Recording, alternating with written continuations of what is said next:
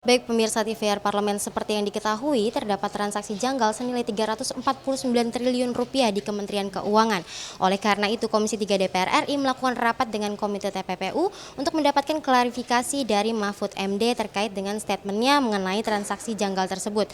Dan kemudian Komisi 11 DPR RI melakukan rapat dengan Menteri Keuangan yaitu Bu Sri Mulyani untuk mendapatkan data terkait dengan transaksi senilai 349 triliun tersebut.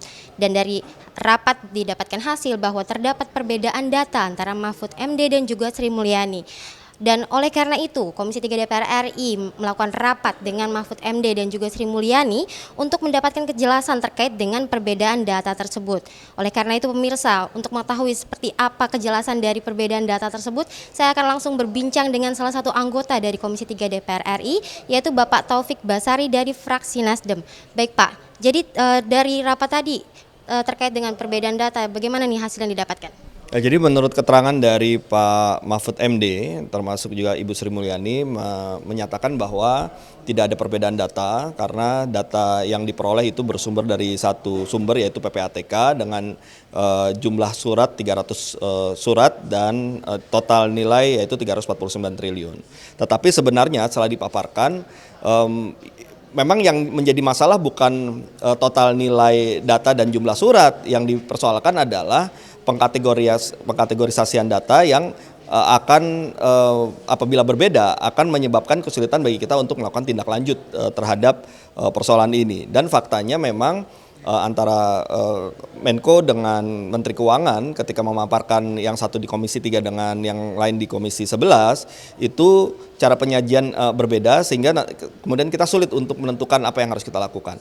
Nah tadi setelah disandingkan pun juga kita masih menemukan beberapa perbedaan yang kita berikan saran agar kembali dilakukan rekonsiliasi ya, karena meskipun tadi dikatakan sama, tapi setelah disandingkan ada perbedaan jumlah nilai, perbedaan jumlah ASN yang dianggap bermasalah, ya, dan beberapa kategori-kategori lainnya yang tetap harus kita sinkronkan. Nah, dan kita juga mendesak agar setelah rapat ini hanya harus ada satu versi data dengan satu model penyajian. Jadi jangan lagi ada model penyajian yang berbeda.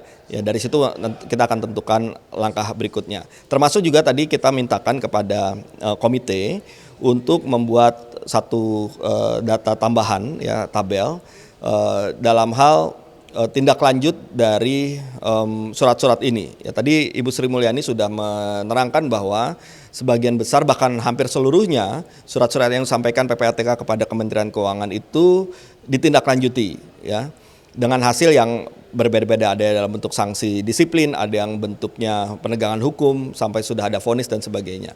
Nah, untuk kita mengetahui sebenarnya berapa yang kita kejar dari isu 349 triliun ini, apakah memang kita mengejar total 349 triliun yang kita akan targetkan untuk melakukan recovery, ya, terhadap kerugian negara, sehingga itu yang akan kita dorong terus, ataukah sebenarnya dengan keterangan dari Ibu Sri Mulyani nilainya tidak lagi sebesar 349 karena sebagian besar itu sudah ditindaklanjuti, yang artinya kasusnya sudah selesai. Ya, terhadap kasus yang sudah selesai ini kan kita tidak perlu melakukan tindakan apa-apa lagi, ya, karena sudah selesai, bahkan mungkin sudah ada yang membayar denda, ada yang sudah membayar pajaknya apabila ada pajak yang kurang dan seterusnya. Nah, jadi harus dipilah, ya, terkait dengan tindak lanjut ini sehingga kita benar-benar bisa fokus terhadap surat dan nilai yang memang butuh penelusuran lebih lanjut, butuh pengawalan lebih lanjut sampai kepada proses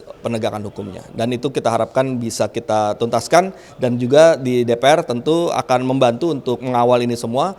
Dan kita harapkan, ya, teman-teman fraksi lain mudah-mudahan juga bisa setuju untuk kita mendorong hak angket untuk kita membentuk pansus untuk mengawal ini semua.